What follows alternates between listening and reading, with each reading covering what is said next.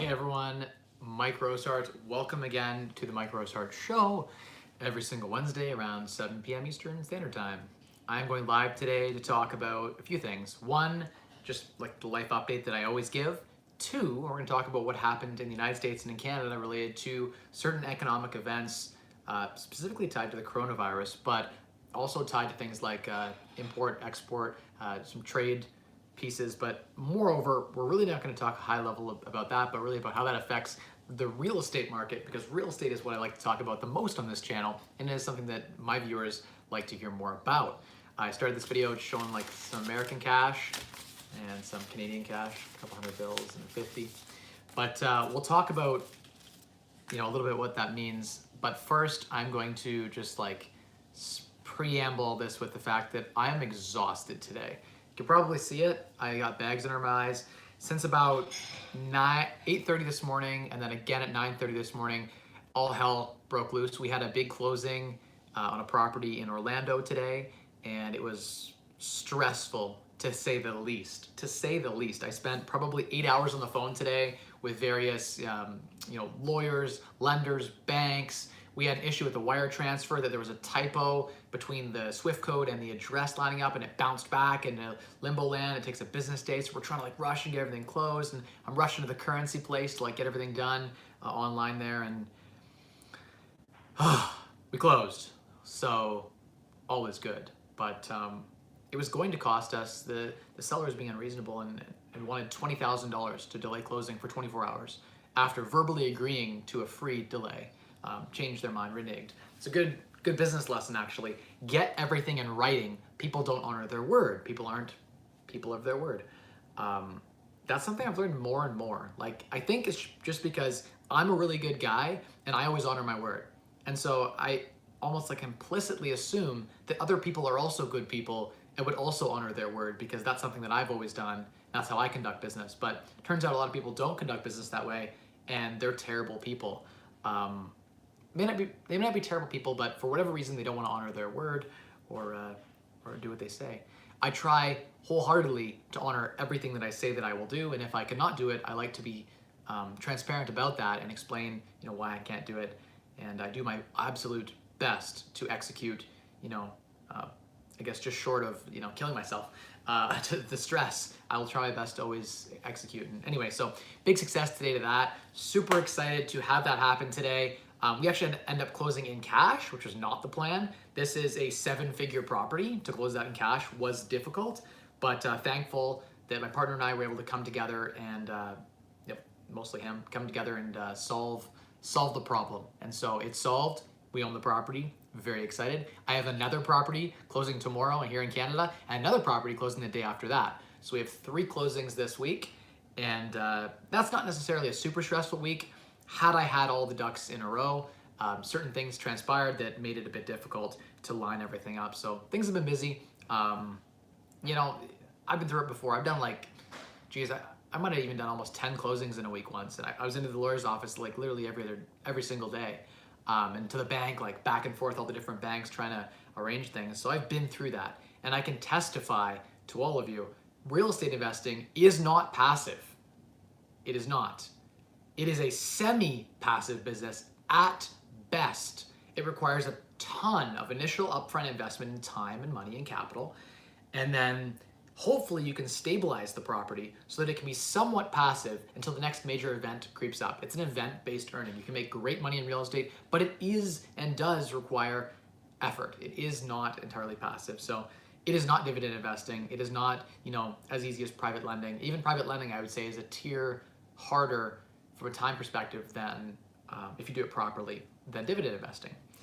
I'm going to circle all this back again to talk about the interest rate environment, how we saw a 50 basis point reduction in the United States, and then Canada following suit on that today, keeping the spread between the currencies. Obviously, they had to do that for a number of economic reasons and trade reasons, so they followed suit, and we saw a 50 basis point drop to the lending rates. So that's fantastic that the central banks have basically, so why did this happen, I guess, and how does this impact the economy? And then how does it impact us real estate investors or business owners? I'll get to that in a second. The short answer is it's amazing. for business owners, and it's amazing for the economy, and it's amazing for real estate investors. And it is going to heat up the real estate market more than the coronavirus is cooling it. And so we are going to see, here in London, Ontario, for instance, it's one of the hottest springs I've ever seen in a decade. There are like 50 offers on properties. Things are getting crazy. This is like pouring gasoline on a raging fire. So I'm excited for that because I plan to sell about 10 more properties as a result of this cut. And I also plan to relever my entire portfolio and reborrow at a cheaper rate. My average cost of debt has been around 3.5% on our portfolio. It will now be about 2.7%, partially because interest rate environment is better now by the 50 basis points plus 25 basis points before that. So I'm going to take advantage of that now. The gap is large enough that you can look at an existing mortgage at 3.7% and it can make sense to break out and refinance. Again, pull more money out and you'll still have a lower interest payment because there's that much differential from what it was even, a year and a half ago, 2 years ago. So we will get into all that too. And if I forget and get into a tangent, just reel me back in, guys. I'm used to in negotiations and business, I'm used to playing the long game, right? Like I'm always fishing and I'm bringing the person in. And we're trying to come to a middle ground. I go on tangents. You guys got to do that to me. You got to keep me focused because I like to just rant and I'm tired. And so that means that my level of logic and cohesion, it's at an all-time low, I would say. It's been a hard day. The girls, my daughters were fantastic today. They were hard. They're hard on a good day, but thankfully they were pretty fantastic today. My wife was pretty supportive as I struggled through all of the landmines that we had to go through today at a number of properties. Like I've had everything. We had to evict a tenant that owes like well into the 5 figures in rent, like well over $10,000, and now we have to meet them and give them their stuff back. Like how stupid is that?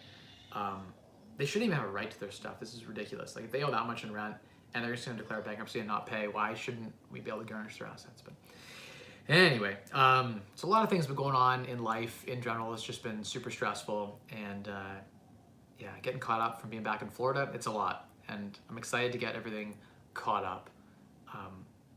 You guys, by the way, for all the people who are watching right now, you know that the Mike Rosehart Show goes live every single Wednesday at 7 p.m. And that if you're here right now, you can jump in the comments, say hi. And then if you want to type something in there, just whatever you want to type in there, any questions, anything, I will do my absolute best to answer it as candidly as I possibly can, barring or call it maybe avoiding some things that might get me in legal trouble, because I've done that before on the Wise Wealth Show, and I didn't talk about it on camera, but it's actually cost me a little bit when I speak my mind. So as it turns out, saying things about tenants or how you might screen tenants, that stuff has come back to bite me in the ass, and all this stuff's up for free upload. So I do this to help people. It makes me no money, and a lot of thank you for that comment, by the way. I just saw it pop up, something Waldo. Yeah, I'm wearing my Waldo shirt today. Actually, believe it or not, got this shirt hand me down for free from a friend of the family. So he was actually getting a new wardrobe, and he's like, "Oh, I'm just gonna donate these." I'm like, "What? These clothes are amazing! Like, it's some great shirts." So I frugal, and yes, I am your Waldo, and you found me. I'm your real estate, investing guide, I guess. And you found me, Mike Rosehart, the real estate Waldo. Maybe I'll wear this shirt every day. Hashtag branding.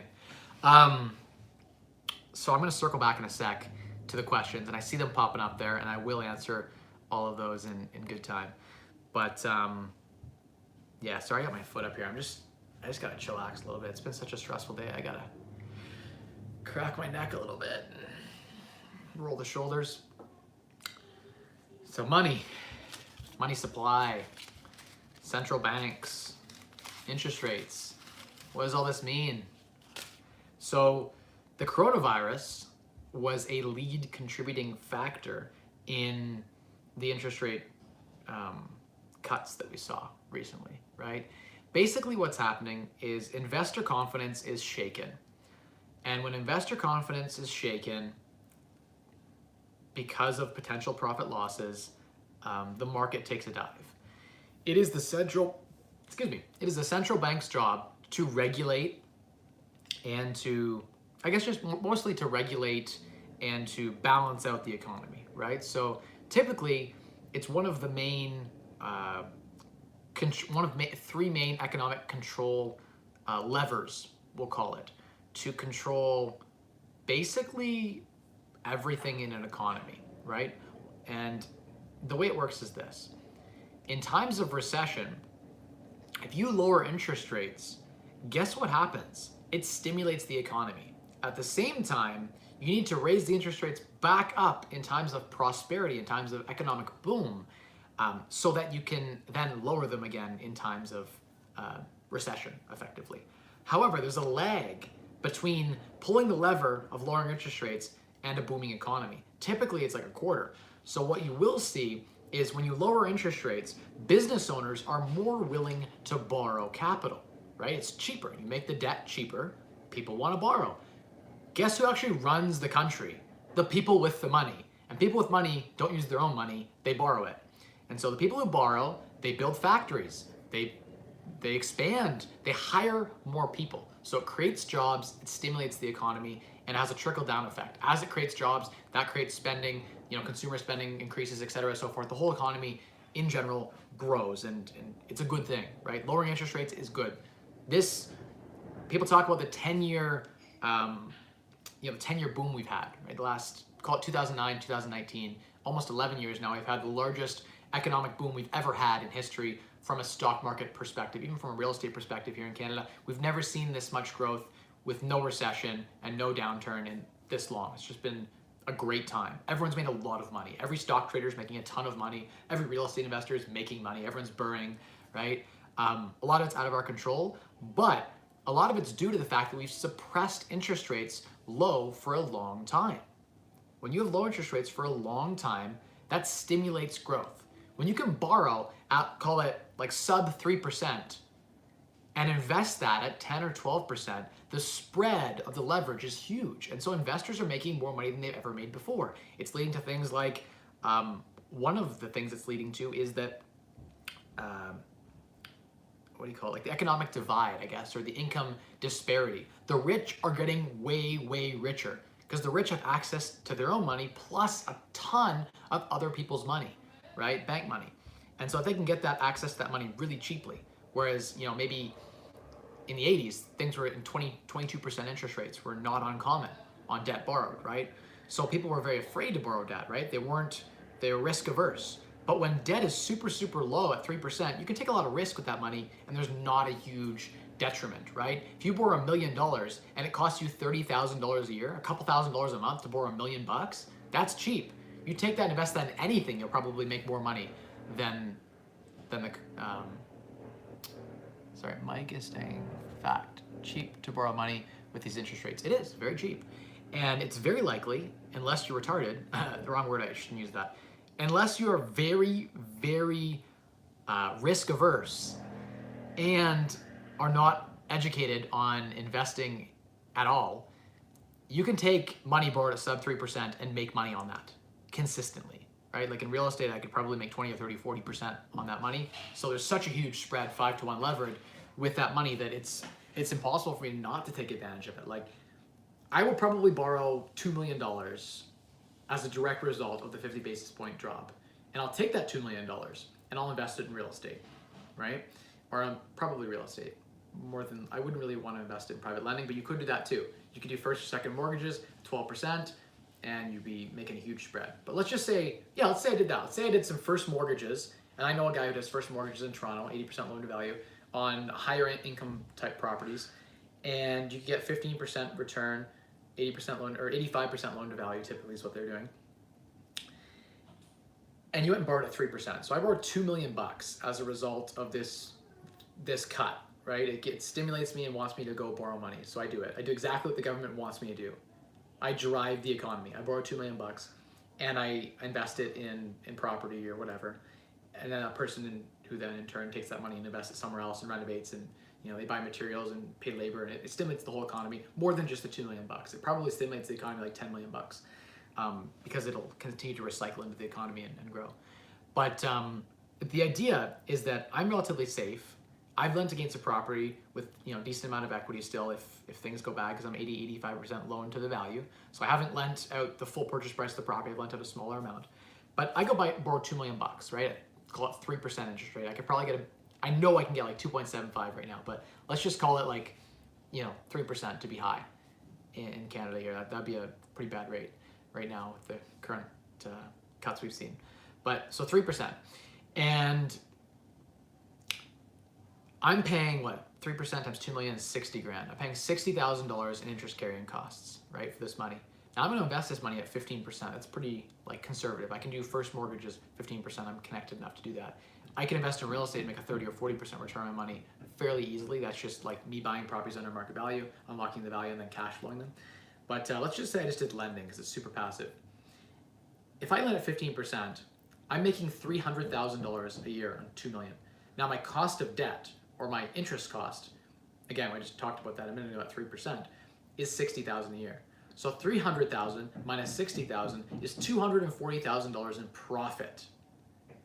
I am hella incentivized to go borrow as much as I possibly can, which is exactly what the central banks want you to do when they lower interest rates. They want you to borrow money from them and invest it, which is exactly what business owners will do.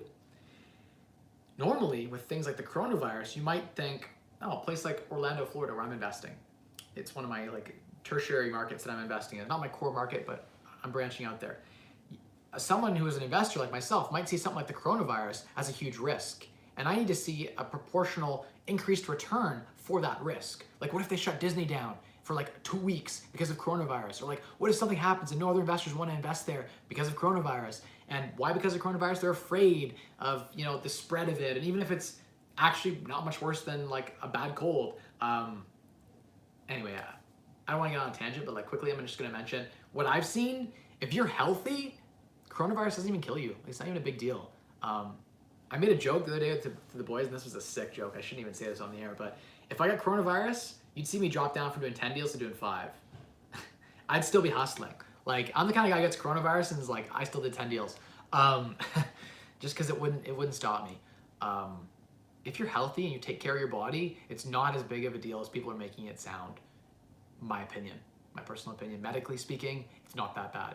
But I can understand how it is like suppressing trade from China in a big way. We rely on a lot of exports from China, and they're afraid if there's like a bit of coronavirus in there, et cetera, and so forth. Of course, like it will impact. There's a risk factor. Even I was thinking about investing in my properties. Like, what if people don't want to travel, and then my Airbnb doesn't get rented out for as high of an amount, et cetera, and so forth. So there is risk. The central bank says, okay, we're going to step in, because investors were like losing their shit, right? People were like, if anyone followed the S&P 500 over the last few weeks, the coronavirus has led to, as a joke, everyone follows Corona beer. Corona beer has taken huge losses in brand value and in like in the intangibles, as well as actually in operating profit, because people are just not buying Corona. I actually personally don't mind Corona. Put a lime in it, it's nice beer. But my point being, the economy was affected, and I think investors were needing a vote of confidence. They need to feel like the increased risk is worth their capital investment. And so the central bank steps in, they lower interest rates, and now it's worth it. Now if my mortgage, instead of being $2,000 a month, if it's $1,800, I'm like, or $1,900 or whatever it is, okay, like the debt's cheaper, okay, I'll invest. Like, I might as well lever up and buy a property. The debt is cheaper, so I'll do it, right? Whereas if the interest rates hadn't been dropped, I'm less likely.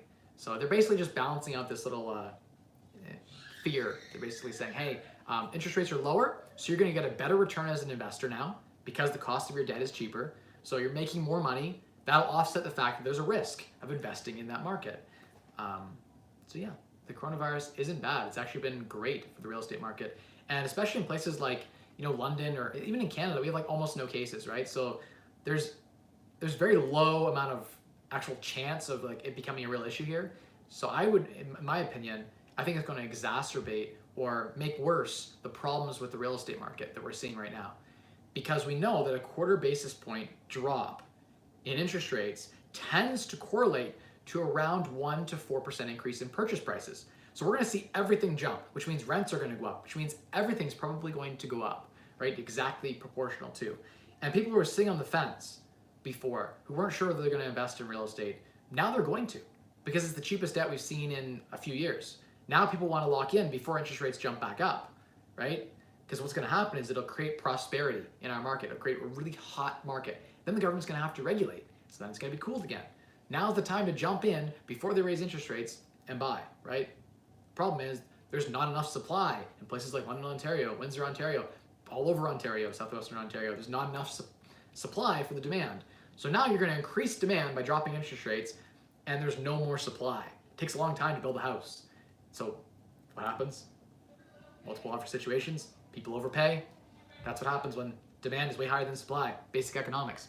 We've now created a situation where the market is going, in my opinion, just watch the next few months, get as hot as it ever seen it. I think it'll get the hottest it's ever going to be this spring. I could be wrong.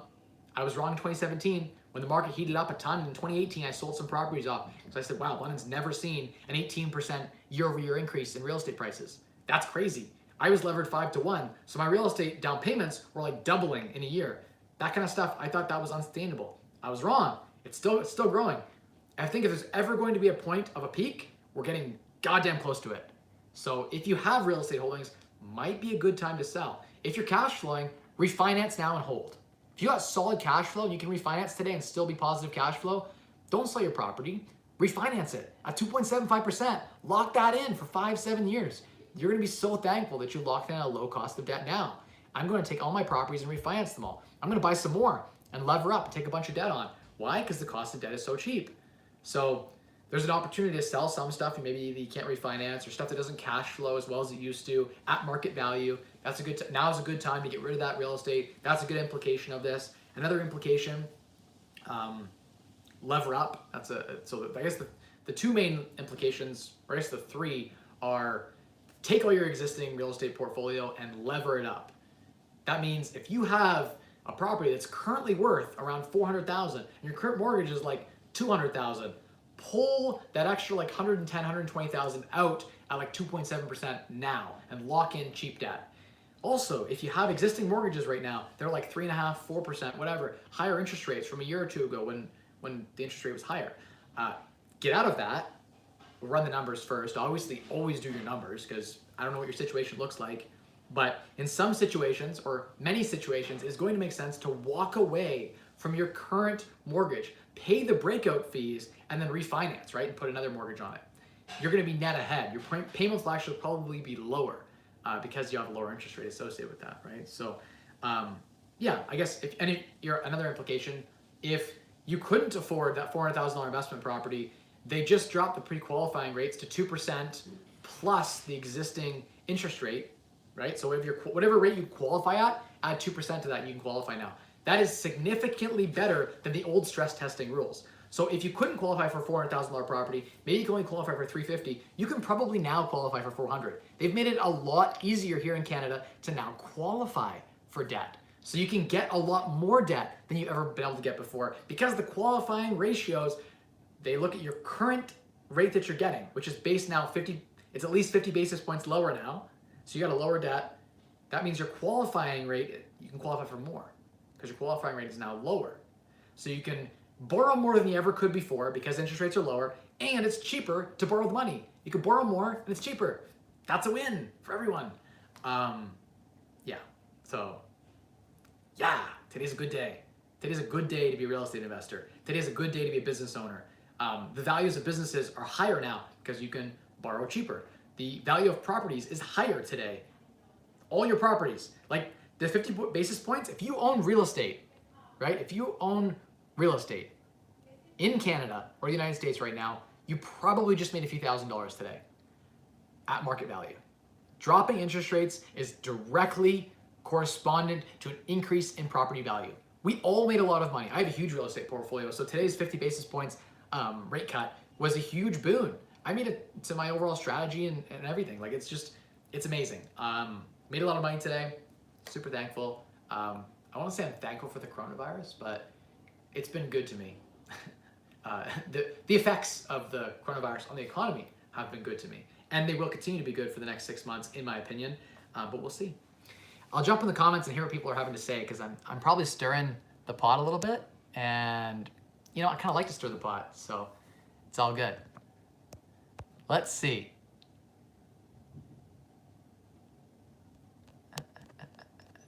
I'm gonna go from the top down. There's some good questions here. someone brought up Matt McKeever thinking that the real estate market was too bid up. I think that there's still deals, but you've got to know where to look.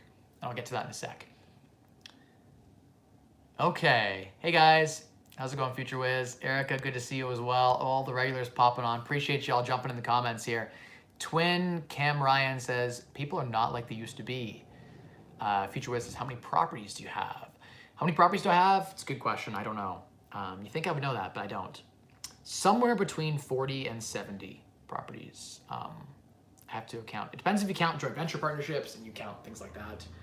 Where I have minor fractal ownerships of properties, like I might own 20% of a property. Does that count as a property? If I own a quarter of a property, does that count? I would argue it does because I'm a partner on the deal, but it depends on how you count the deal. So that's a loaded question, I guess. How many properties do I have? And I'm selling a few properties too, so I have to tally exactly where I'm at. I don't know. You think I would know, but I don't. I at one point had a $20-something million real estate portfolio. It's less now than what it was. I'm looking at increasing it again now that interest rates are lower. I'll probably acquire, probably another 10 or 15 or 20 properties this year. As a direct result of the Bank of Canada, my strategy has changed and I will pivot proportionally. It is also a good time to lever up. So take advantage of the debt. Let's go back up here and hit some questions because there's a ton. There's a ton. I'm gonna have to go fast. Okay.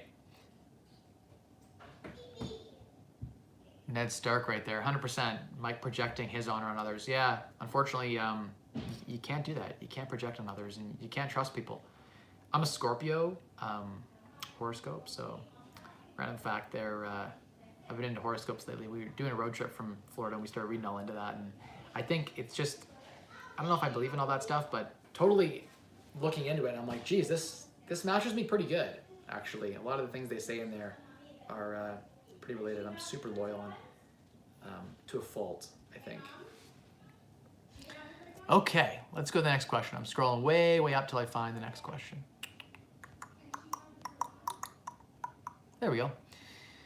Mike, I bet real estate is more passive than a full-blown business. Future Wiz, it depends. It depends. If you are in the business of buying properties that need a lot of rehabilitation, a lot of renovation, I would say it's more work for the amount of profit that you get per property.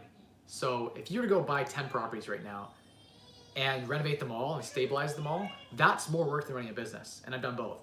So my personal opinion, sorry, people in the background there.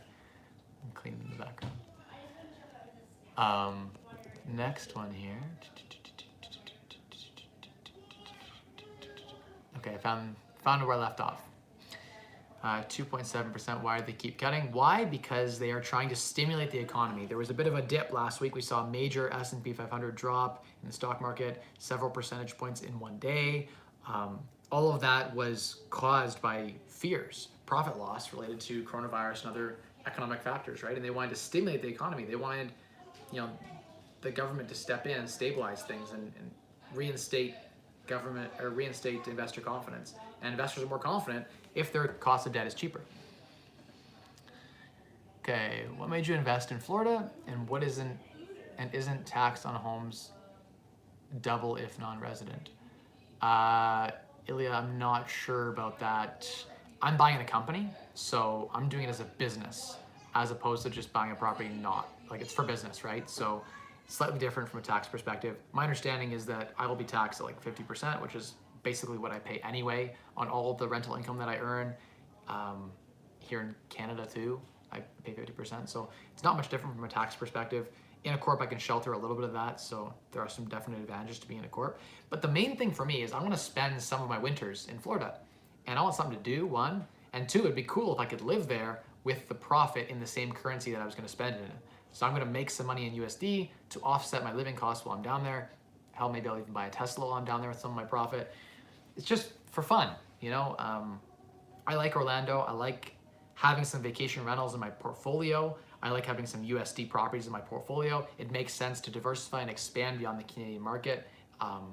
It just kind of meets my current goals. So that's why I made the decision that I did. I'm not gonna say necessarily it's right or wrong for you. It's up to you. But the cash flow I can see from some of these properties is fantastic. It's better than what I can even get in London in some areas, in some situations. So there's definitely opportunity there. Do I want my whole portfolio to be there? No, I'm gonna obviously diversify. Okay, It depends, most likely passive versus not. Can use some cash flow or earnings to hire property managers. That's true, but then you have to manage the managers. So it's not really passive. A team, I feel, is necessary if you want it to be 95 to 100% passive. Yes. So once you buy the properties, renovate them, stabilize them, they're all rented out, it's all good. Then you put a manager in place, and if you have the right kinds of properties, so not C or D class properties, but I'm talking A or B style properties, they have B class tenants in them. Decent working tenants that aren't going to cause problems or turnover or destroy your unit, not a student rentals. If you have a regular rental property, yes, a property manager could totally, a competent property manager could totally take the portfolio and make it extremely passive. You maybe have to pay your bills, come tax time, do some filing. It is relatively easy. Now, if you multiply that times 50 properties, what ends up happening is you're having a problem every week. Like one property, I have no problems for like 6 months, but because I have so many properties, I have a problem all the time, every day. One of my properties, one of my units, something's happening. And I'm the type of person who likes to micro, and that's a problem. Basically I'm all in or I'm all out. That's just who I am. So I'm either all in, hands in the pot, or I'm like, I don't want to know what's happening because I can't not get involved, and that's just me. So yeah, I guess real estate is a business. You could automate the business and make it mostly passive. If you weren't just recently buying properties, if you had a portfolio that was stabilized, then yes, you could make it extremely passive. Acquiring real estate is not passive. Stabilizing real estate, so renovating it and then getting it rented out, that isn't passive. But holding real estate that's all stabilized is passive. You don't make much money doing that, but it is passive. So in my opinion, most of that type of real estate investing returns less than private lending. So I like to have the value add stuff. I like to buy properties that need stabilizing and fixing and value adding. That's just my strategy. That's why I make a lot more money. It is a business though, in a lot of ways. Kind of like it's a really nice business because you don't have to do any sales in this business. And by that, I don't mean like there is sales, I guess, on the like trying to negotiate and get the property locked up. But I mean, once you have a property, your customer is a tenant. And there's so many tenants looking for properties to rent right now that you post and you get 100 applicants. There is no sales needed to rent a unit out. So it's a business that right now requires almost no sales skills at all. And that's rare to have a business that has stabilized earnings that come to you every month and you don't have to work on like selling. There's no sales aspect to it, and it's pretty easy to automate. So there are advantages to real estate as a business. If you look at it like that, I think you'll be more profitable too if you look at your real estate portfolio as a business. Good points. Next question. When is kid number 3 coming? I don't know. Of course, is a bit in Canada does not have. I'm not sure what that question is even saying about free speech, but yeah, I mean, of course we have free speech, but at the same time, I am a public figure by some standards, and so I'm held to a higher standard than most people are. How could it be worth paying the breakout fees? Well, Harriet, it could be worth if imagine your new mortgage payment was $300 a month less. Over the next 3 to 5, let's say you had a 5-year term, currently you just locked in at 3.5% interest, and your new rate was 2.5%. So the difference is about 25% less mortgage interest payment. And so that would mean that on, say, a $3,000 mortgage, you could save $500 a month. If the breakout fees were, I don't know, $8,000 to get out of the mortgage and put a new mortgage on. And by the way, if you're getting a bigger mortgage, most banks will waive the breakout fees, pro tip. But let's just say they charge you a breakout fee and you couldn't get out of it and you couldn't port the fee over, et cetera, so forth. You could definitely do the math and say, okay, $8,000 to get out of my current mortgage and I'll save $500 a month, let's just say. So 8,000 divided by 500 equals what, 40? 40 months is break even. So you could imagine over a 5-year term, 60 months, you'd be ahead for 20 months. So 20 months times 500 equals what, 10 grand? Something like that. Did I do that right? Yeah, 10 grand. So you'd be 10 grand ahead in that situation. I might have done the math wrong, man. I'm pretty tired, but basically you just run the numbers and say, okay, are the savings worth it to refinance? If they are, do it. By the way, the 56 people that are on here, thank you. Hit the thumbs up. I see 7 likes, and I know there's been over 100 people that have joined this stream since we started. So let's see some thumbs up, and I want to see some more people in the comments. There we go. Let's get a couple thumbs up going. Okay, next question. I have accepted an offer I'm in the process of getting refinancing from RBC at 2.79. They just cut rates in the middle of my application. Should I hold out and wait a few months since we just had rates cut? So renegotiate your rate. Just because you've accepted an offer doesn't mean you can't accept an offer somewhere else and back out. If it hasn't closed and funded yet, in theory, you could go to them and say, hey, I agree 2.79. We've seen a 50 basis points cut. I like a 50 basis point reduction on the rate you've promised me. That's huge, by the way. That's huge. Definitely wait to refinance. I'm so blessed. Like, I'm so happy that we've got these rates dropped. I think we're gonna start seeing, I saw a rate advertised somewhere. I don't know if it was a high ratio or not, but the 3-year fixed at 1.99%. That was before we saw the 50 basis points today. So there's some crazy stuff going on out there as far as rates go. So should you wait? I think that, I don't know if we'll see another rate cut. I don't know. So I know right now we've got a rate cut and there'll be no decision for several months. So I would wait a little bit because lenders have to adjust to the fact that there's a 50 basis point adjustment. So we're gonna start seeing them come up with new promotions, right? Especially in the heat of the spring. The spring is the best time to refinance. It's when all the lenders get competitive. So they come out with their promotions, et cetera, and so forth. And so you see the biggest rate discounts, right? There's prime and there's like a discount they associate with that. Some lenders will now tack on crazy discounts. You'll see some dirty deals to get the business. So I'm excited for that. I'm excited for lenders to fight over our business because we end up winning. We end up getting even cheaper rates. Harriet, in theory, if you're getting 2.65, you would get a 50 basis points less, that's phenomenal. By the way, that's like 2.14, right? Instead of 2.64, it should be 2.14. So in theory, if the lender discount remains the same, and we just saw 50 basis point drop, that's what you should see. And I haven't had any time to read into any of this, by the way. Just like literally saw an Instagram post that was the Bank of Canada's decision. So I haven't read into anything. I have no data beyond like, an economics degree, I guess. Pointers on looking for single family houses that are easier to make into duplex. So pointers, bungalows with basements are my favorite. They tend to lend themselves well to basement apartments because the bungalows have separate entrances that can be easily blocked off to make dedicated.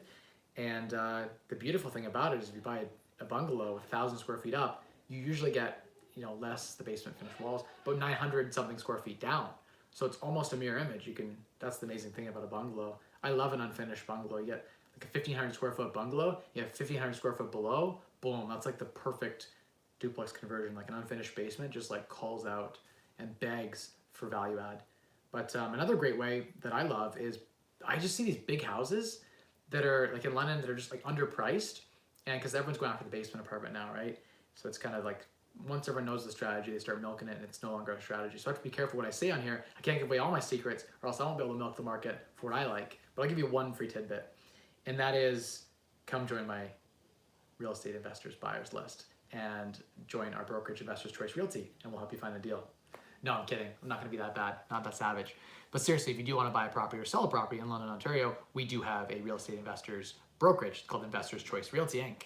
And AJ and I are dedicated to, well, him more than me, but I will help with high-level negotiation, and I will put my brand behind helping you sell your investment property because all I do is investment properties.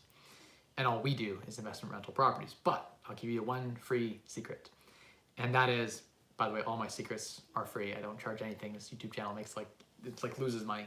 But, okay. I love this. My favorite.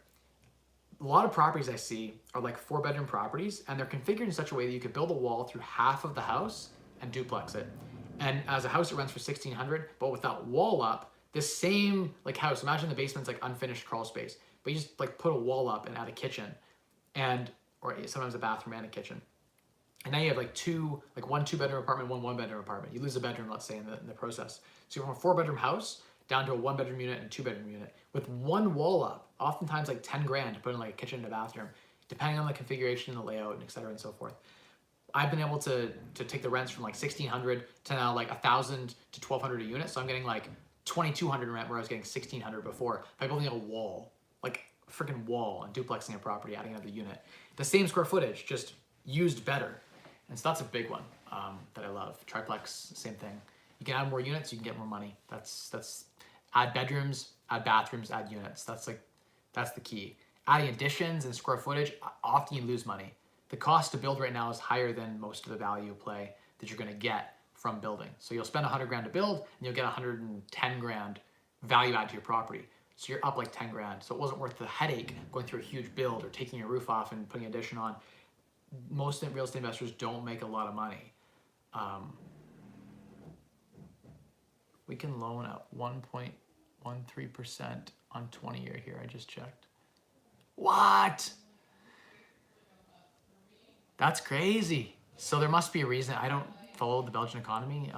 It's funny because I have family back in Belgium, but you know, there must be an economic reason why rates are so low. Like there's a reason that they're forcing rates that low. I don't know what it is. It's probably a currency reason or an import-export reason or some economic reason. But extremely low interest rates like that would mean that, yeah, that's crazy. That's so good for the real estate economy too. That's good overall. I don't know what the market looks like. I don't know if there's cash flow in the properties that you're buying, but I assume at those types of interest rates that the properties are pretty tapped out. Bet you most of the investors are levered up. Okay, I gotta get through a lot of questions now. Oh geez, there's so many. Okay, scrolling up. Oh, my eyes are like, oh my God, so many questions. But I love it. Thank you all. Every one of you, I appreciate you.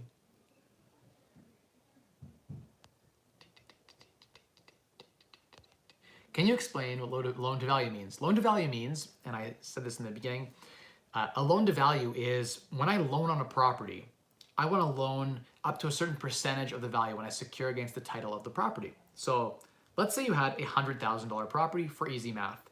What is loan to value? Loan to value is how much I'd be willing to loan based on the value of the property.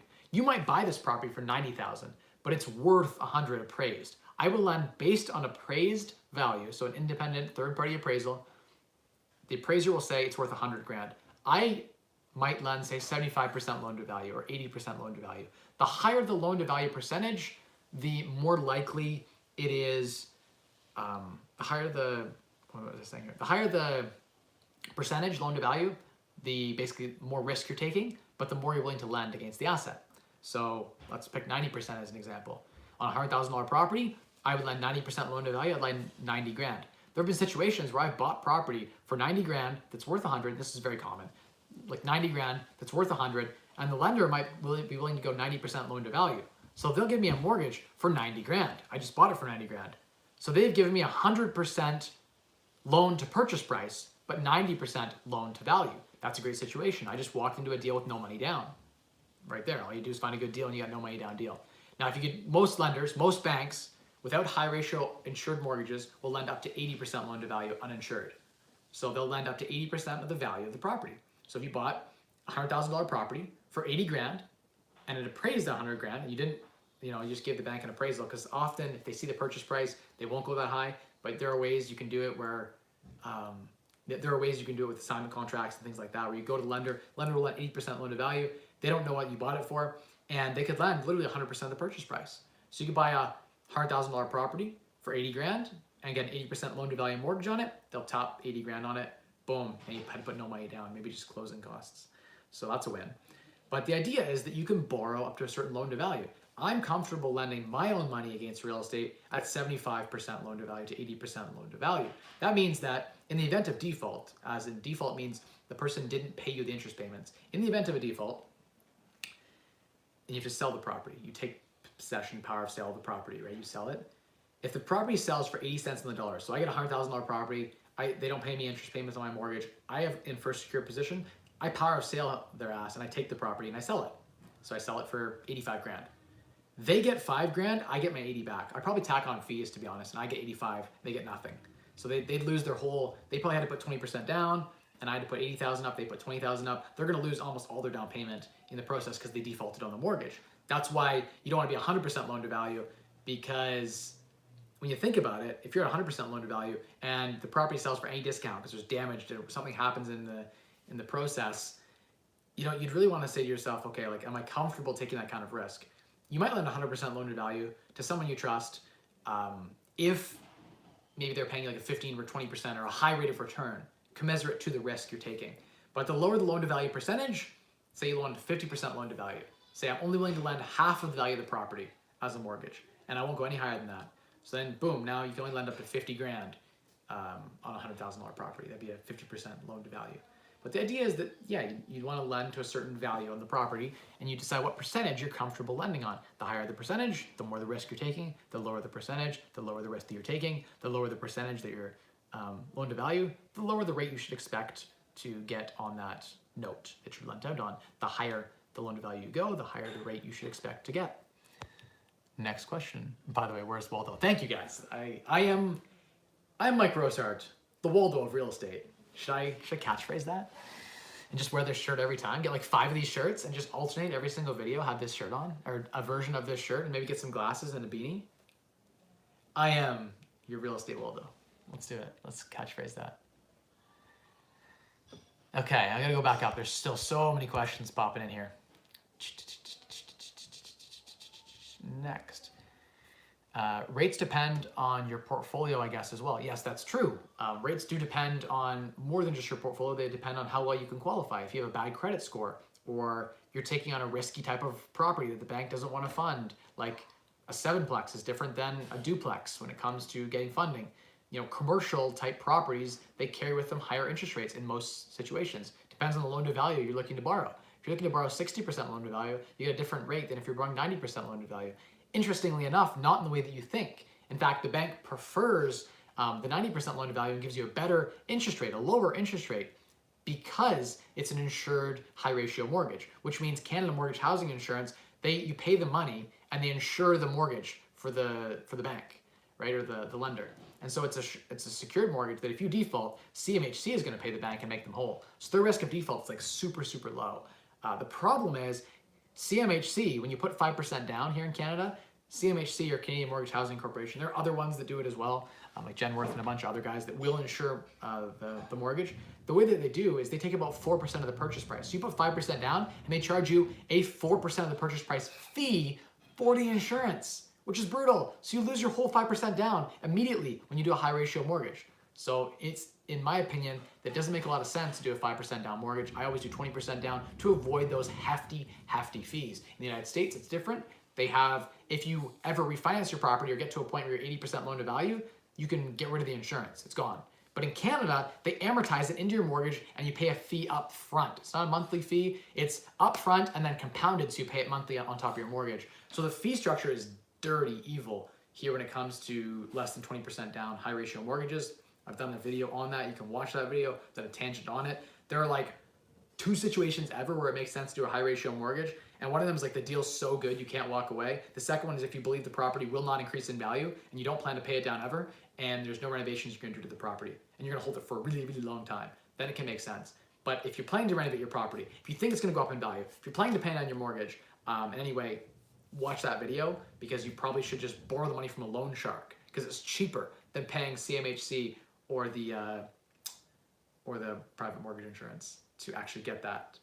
But again, sometimes lenders give really sweet interest rates because you're high ratio insured mortgages, so that can also weigh into the decision. And that's the second reason, is that the interest rate can actually sometimes make sense, and over a 10 or 20 year period, make up the difference. So run your numbers. It depends. For the most part, I avoid it. I've never done less than 20% down on a deal, ever.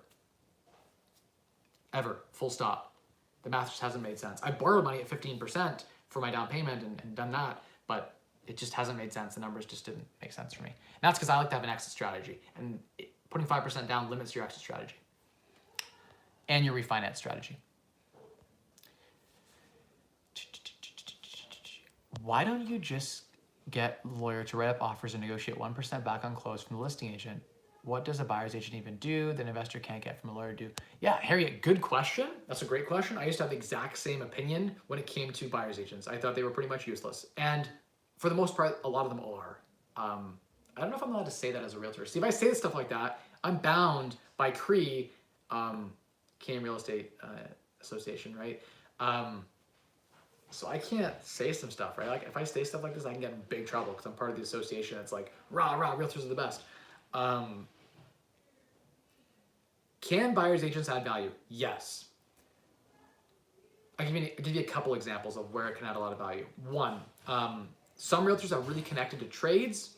They understand property values, and so that expertise can be super valuable. Three, they'll spend time looking for the right deal for you that you wouldn't have seen otherwise. So they're working in your interest. And a lot of agents do earn the money that they charge effectively, right, in buying a property. They spend the gas, they spend the time, they give you the connections, they manage the renovation for you maybe even. They're involved in all of that, right? And so they earn their money. Also, there are a lot of good agents I've seen that have connection with other agents. And guess what? If someone's selling a property, I've seen agents do this, and an offer comes in from a lawyer, another offer comes in from their buddy who's a realtor, guess what? They're gonna work with the offer that they like. They're gonna work with the person that they like. So sometimes that having that human connection of realtor to realtor can actually get the deal done. There's a lot of times where the realtor can make sense. Definitely legally, I don't know if they can just drop the commission too. Because if a realtor signed the paperwork, I have to think on that, but if a realtor signed the paperwork already for a certain commission on the sale, even if a lawyer writes the offer, the agent who's like the selling agent just gets double the commission. So the only way that I know of is you get a realtor to write the offer for you, and then the realtor kicks you back, cash back, which like is quasi-legal. But I've done this before. I think I can legally say this because cashback's illegal. Legally, I could say, as your realtor, if you wanted to use me, I could pay your closing costs. I could give you $2,000. I could pay your first renovation bill for $2-3 grand, right? If they're a buddy. Yeah, I'm hurrying. So there's lots of things that a realtor could do to kick you back. It's dirty in the profession. Other realtors don't like it. I'm FI, so I don't care. I've done that for friends before. Like, friends have used me to buy property, and I've just kicked them back. Some of the renovation costs or whatever. I've taken the 2% commission that I get as the buyer's agent and have helped give it back to my buddy who's the buyer. As in the phone, I just literally bought them some renovation materials or brought them a gift card and said, here, I chalked it up with the fact that you're a great client, here you go. Thank you for using me. So some realtors can do that anyway, so any realtors watching this probably don't like me talking about that or saying devaluing the value of a realtor, but to be honest, I think that's the way it's going. The value is in the negotiation and the network. So a good realtor knows a lot of people and they can get a lot, connecting people is still valuable. And so the actual writing of the offer isn't that valuable, I agree. That said, there are a lot of clauses that I know that other people don't, like the silver bullet clause, or, I rent my properties out before I even close them up. I have first and last month's rent on all my units, and I have the right to show my units before they close. I throw in tons of cool clauses that people have never heard of before, that your lawyer doesn't even know about, that he's gonna get confused about probably when I send the offer in.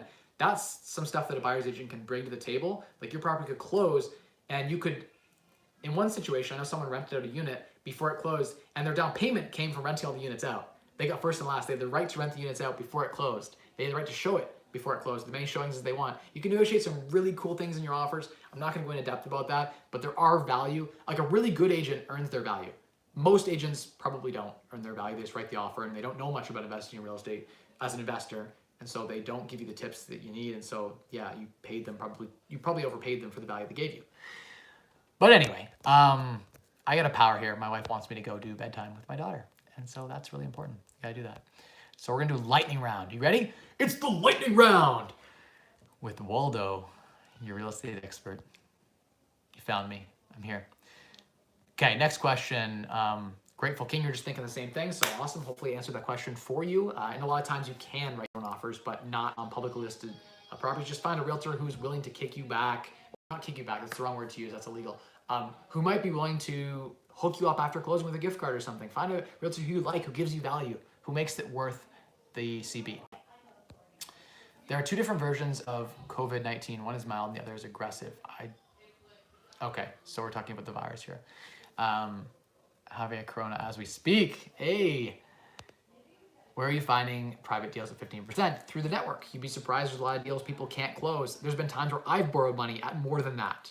So if you have money to lend, reach out to me because I know people who are looking to borrow the money at those types of rates.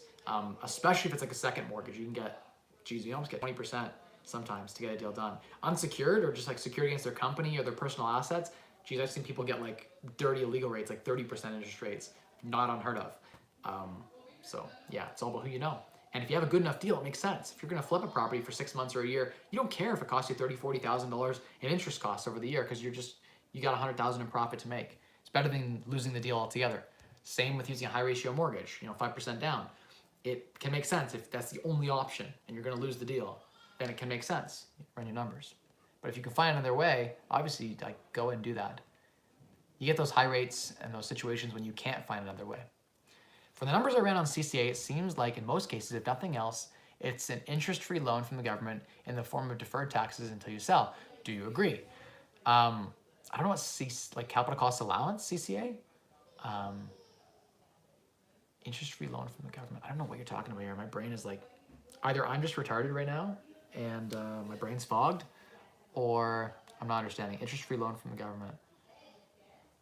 My brain is like dead. I think if you're talking about CCA, capital cost allowance and depreciation, basically, yeah, you're getting a tax credit you have to pay back when you sell. That's how it works. So you get deductions each and every year, and then there'll be a recapture when you sell. From a tax perspective, it is basically an interest-free loan because you pay it when you sell and recapture anyway. So if you are talking about the CCA for tax, there's another CCA that I couldn't understand the question at first, but I think you're talking about capital cost allowance, which is an accounting tax term, which refers to the depreciation on furniture and fixtures and things in your buildings, right? Not land, but your buildings and your stuff in your buildings, like parking lots, et cetera, and so forth.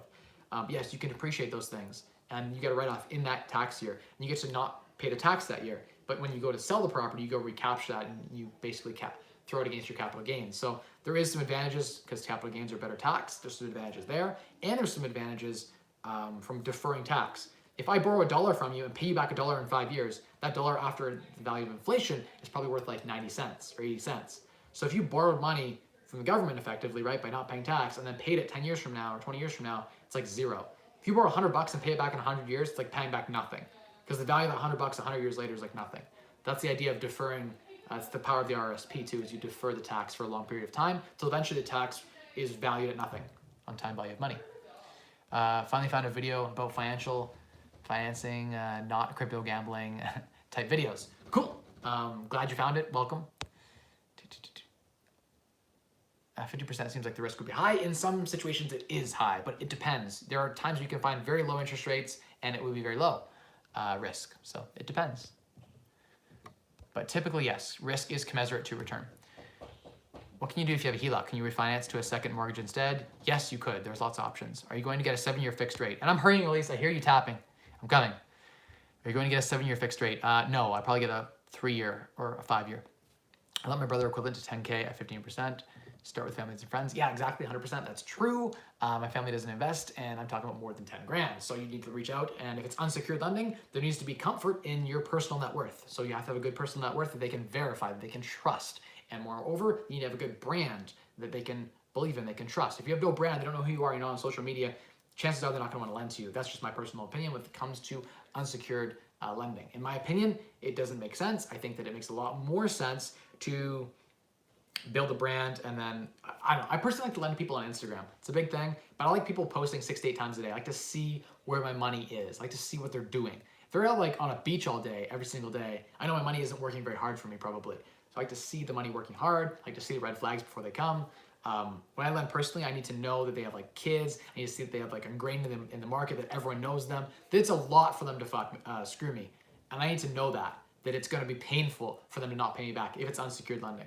That's the biggest thing with unsecured lending. There are other factors as well, but net worth being the largest one. Net worth is your assets minus all of your debts and liabilities, but it's hard to get a good gauge on their liabilities because you can only see what's on their credit report. Matt McKeever thinks that the most MLS listings in London are bid up too high to be viable investments. Do you agree with the sentiment? I think Matt McKeever is doing a wholesale business, and so he is very incentivized to want you to buy his off-market deals. I love Matt. He's a friend of mine, and I love a lot of the wholesalers and the guys there. No shade thrown at all. I think there are deals on MLS, but they are far and few between. They are harder to find. I think that some of the wholesale deals that I'm seeing, not necessarily from him, but just in general that I'm seeing in the private market, a lot of the off-market stuff is terribly priced too. So be careful about that because some of the stuff's so close to market value. Don't get into, basically my advice is this, don't get into a multiple offer situation. Buy on MLS, but if you're getting into a multiple offer situation, be careful. There's more than 2 or 3 offers, probably you're overpaying. Multiple offer situations, overpay. Whoa, I'm talking too fast. That's how I get through all these questions as quick as I possibly can. Blah, blah, blah, blah, blah, blah. World's fastest talking man sings the song Thriller. Have you guys seen that YouTube video? It keeps popping up on me. How do you find deals? I feel like all the great deals will be grabbed up by the real estate agent or the agency. Is there any way to get it before they do? This is true of all wholesalers. Even wholesalers grab their own deals that are good. It's only the crap that eventually makes it out. The good stuff gets snagged up quick. Same with real estate agents, but some agents don't have money. Some wholesalers don't have money. They can't close on their own deals. So there are deals. A deal is in the eye of the beholder. So the quick thing I will say is this, and you're gonna have to slow it down in order to hear me because I'm talking very, very quickly right now, and I'm purposely talking very, very quickly, and I talk quickly on a good day. So what is a good deal? A good deal is in the eye of the beholder. So some people look at a deal, they see the deal, and it's not the same value as someone else who sees the same deal. What I mean by that is one person walks through a bungalow, they see that they can rent for $1,600 a month. They say, okay, it's worth to me 160 grand a year, 1% rule. I look at that same property. By the way, we're in lightning round. I'm gonna go as fast as I possibly can. We have 2 minutes to finish. I look at that same deal, I see the ability to duplex. I see it's worth $2,300 a month in rent. So to me, the property's worth $230,000. To another investor, it's worth $160,000. We each are looking at the exact same property, but it's worth different amounts to each of us. I see the potential in the property, they see what it's currently valued at. You could pay full price. I've paid 110% of market value for a property and still made full burr out of the property because I saw the value add to the property. Does that make sense? So it depends on what you're going to do with the property. Most of the value in the buy is in the execution. So what are you going to do with the property? You could take a property as a duplex, turn it into a single family, and it can make negative cash flow. The same property managed well and converted properly could make positive cash flow. So it's all about how you execute on the deal. It's all about how you see the deal. It's all about the vision. The deal becomes the deal through, it becomes the deal through, I guess, through good execution. That's it. Okay, next question. I'm gonna go as fast as I possibly can. I'm gonna get through as many questions as I possibly can. Let's do it. Hey Mike, there was a guest at Ivy here and he discussed how if you're looking mainly for cash flow REITs on the margin at a discount broker, often similar returns. If it wasn't Burr, would you do this? So in my opinion, I've seen that REITs have not had great performance. They've got about 10% return. I'd rather do private lending than do REITs, real estate investment trusts. I find that levered returns 5 to 1 with your own personal debt will get you higher returns than what a REIT can get. Plus you're in control. So it depends is the answer, but I'm not opposed to REITs. I think REITs have a good place in a portfolio if you don't have any personal real estate holdings and you don't want to be involved in the active buying and selling of property. I had to go faster here. I'm falling behind. I'm trying. What type of Florida home were you looking for in Florida? I bought a 7-bedroom vacation rental near Disney, and I bought a mansion near Disney with super luxury rental. It's gonna be like $1,000 a night. And then the ones get like $100 a night. So I've got both types, but vacation rental is my primary focus, and I love it. I think that it has tremendous opportunity to be a fantastic cash flowing business. Plus, when I'm down there, it's gonna be fun to visit and check out the properties. How can you find foreclosures in Canada? Realtors are hiding them, it seems. Mark, there are not a lot of foreclosures in Canada. The default rate in Canada is very, very low. In the United States, it's much, much higher. And furthermore, when there is a default, it is required by law that the banks put it on MLS and that they give it a certain amount of waiting period. Often they'll put it on the market for like 6 weeks. So it's very, very hard right now to get a good deal on a foreclosure because they all go on the MLS and ever multiple offers and they hold out for offers. It's terrible. I've once found a good deal on a foreclosure in Canada. They are far and few between. That isn't normally where I look for. I look for before foreclosure. That's the best time to get in and get involved. But coronavirus is a black swan event. The economy is dead and the BOC lowering rates is leaving them with very little MO. Expect negative interest rates coming shortly. I don't entirely disagree with that sentiment. I think negative interest rates are possible, but let's be careful about the inflation and deflation environments and results of those decisions. We will see how they think things through. Okay, good question. Next question. I did the how you can find deals. You go on privately, there's lots of places you can look. I'm about to remortgage. Should I remortgage? Joe says, at a fixed rate or variable 5-year at 3% fixed. What do you think? Thanks. It depends. I think you should wait until the rates have trickled down. So we've seen the discounts proportionate to the 50 basis point drop that we saw today. So I would say if you're going to finance something, try to wait a few weeks. You'll get a much better rate. So hold, wait, and enjoy.